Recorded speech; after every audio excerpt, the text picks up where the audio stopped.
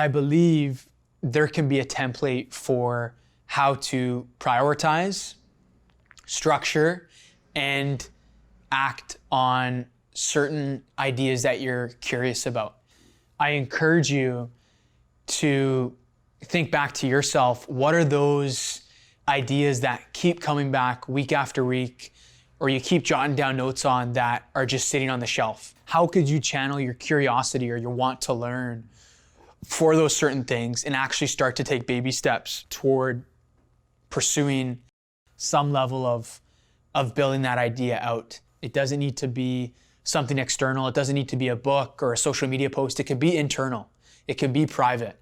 But I encourage you to take some level of action on your own curiosity so that you can start looking at what it might just look like to see that curiosity fleshed out as an idea, and that idea to have impact.